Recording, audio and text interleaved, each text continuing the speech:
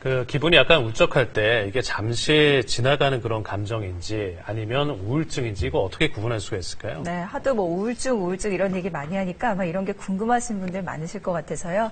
오늘 박광식 의학 전문 기자로부터 우울증을 판단할 수 있는 기준이 뭔지 한번 알아보도록 하겠습니다. 예.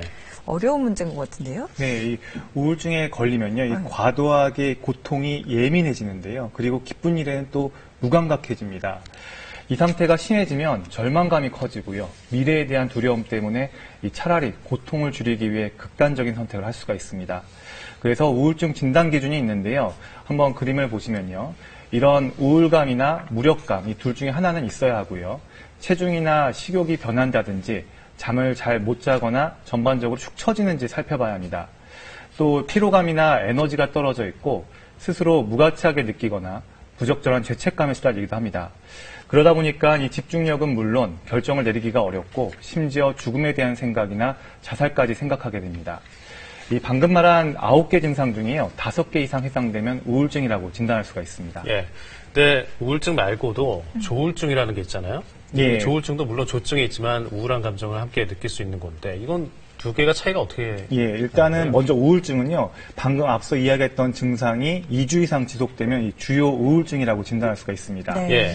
그런데 여기에 조증, 그러니까 이 기분이 좋아지고 잠을 적게 자도 피곤하지가 않습니다. 또 생각이 많고요. 또 자신감이 넘치는 등 이 조증 현상을 경험하면 조울증이라고 진단하게 됩니다. 이 조울증의 경우에는 한 70%가 첫 증상이 우울증으로 나타나고요. 더 자주 반복되기 때문에 혹자는 우울증이 발전한 것 아니냐 오해할 수 있지만 시간이 지나면서 이 조울증으로 밝혀지는 경우가 많습니다. 예. 네. 그러면 이제 다시 저희가 처음에 얘기했던 문제로 돌아가서 주변에서 나 우울하다 이렇게 말하면 그게 우울증일 가능성이 높은 건가요? 반드시 그렇지는 않습니다. 왜냐하면 정말 우울증에 걸린 사람들은 우울하다고 말할 기력조차가 없는 건데요. 우울증의 가장 많은 증상이 98%가 우울감이 아닌 이 피곤하거나 에너지의 감퇴로 나타납니다. 그래서 이 우울증인지도 모르고 보통 내과를 가서 통상적인 이 피검사를 해보고 아무 이상이 없다는 말을 듣게 되는데요.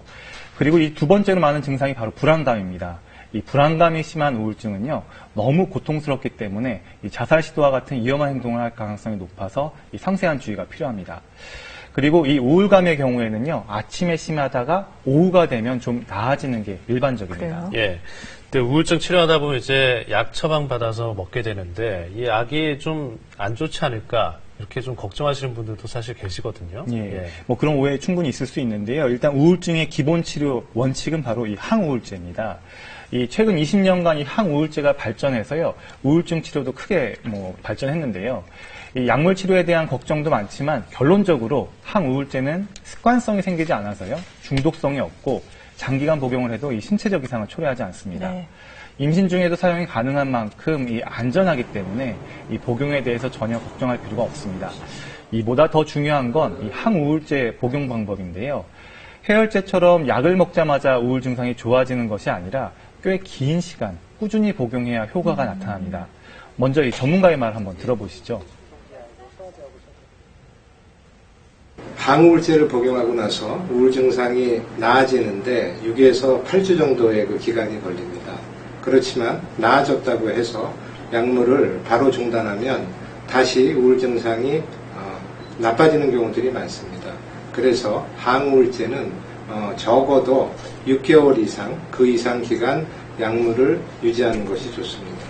네. 근데 이 조울증 치료는 좀 항우울증, 즉 우울증과 좀 조울증 치료는 좀 다릅니다.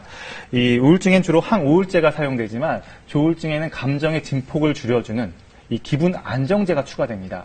이 조증이 왔을 때 기분 안정제를 사용하면요, 기분 변화가 줄어들면서 이렇게 조증이 가라앉는 원리인데요. 예. 기분 안정제도 이 중독성은 없지만 이 항우울제와 좀 다르게 임신 중에는 사용할 수가 없습니다. 네. 최근 이 OECD 통계를 보면요, 우리나라 항우울제 소비량이 28개국 조사국 가운데 두 번째로 낮은데요. 이거 좋은 거 아니죠? 이 좋은 거라고 생각할 수 있는데 그렇지가 않습니다. 이 OECD 평균의 한 3분의 1 수준인데 이 수치는 우리나라 사람들이 우울증 치료를 제대로 받고 있지 않다는 반증으로 볼 수가 있습니다. 예. 이 우리나라의 높은 자산율을 고려하면요, 이 큰 문제점이 아닐 수가 없습니다. 먹어야 되는데 안 먹고 있다, 뭐 이렇게. 예, 보는 그렇습니다. 거죠. 예. 그리고 이제 사실 방금 뭐 우울증, 이제 항우울제 말씀하셨는데 항우울제 같이 전문적인 치료를 하고 약물을 복용한 대신에 이거를 그냥 술로 풀어보려는 그런 경우 많잖아요. 이거는 어떻게 보시나요? 예, 이 고통을 잊기 위해서 이 술을 마시는 건 이 감정 조절에 도움이 되지 않을 뿐더러 또 위험한 방법일 수가 있습니다. 실제로 이 자살한 사람들을 보면요, 음주 상태인 경우가 대부분인 것으로 나타났기 때문인데요. 또 잠이 안 온다고 술을 마시는 것도 알코올 중독으로 연결될 수 있어서 피하는 게 좋습니다. 이 우울감을 줄이는데 특효는 바로 운동입니다. 이 하루 30분 걷기만 해도 우울감을 크게 상쇄시킬 수가 있고요. 또 동료들과의 이 친밀한 소속감은 자신이 외로운 존재가 아니라는 위안도 얻을 수가 있습니다. 일단 주변 사람이 우울증에 걸렸다면 치료를 받도록 적극 권유하고요. 약을 잘 복용할 수 있도록 도와줘야 합니다. 우울증에 대해 비난하지 말고 어려움을 충분히 들어주지만 또 이 섣부른 위로는 하지 않는 게 좋습니다. 여러 가지 활동에 참여하도록 권유하는 것도 좋지만 또 조급하게 강요해서는 안 되고요. 특히 자살의 위험에 대해서는요, 주변에서 예민할 필요가 있습니다. 우울증과 조울증은 마음이 약해서 생긴 현상이 아니라 이 질병이기 때문에 이 전문적인 도움을 받아야 하고 비교적 치료가 어렵지 않기 때문에 인내심을 가지고 꾸준히 치료를 받는 게 중요합니다. 네, 박광식 의학 전문 기자와 함께 우울증에 대한 얘기 나눠봤습니다. 고맙습니다. 네, 잘 들었습니다. 네, 걷는 게 이렇게 중요한 역할을 발휘하네요. 오늘 뭐 마음 우울하지 않게 잘 챙겨주시면서 하루 잘 보내시기 바랍니다. 네, 시청해주셔서 고맙습니다.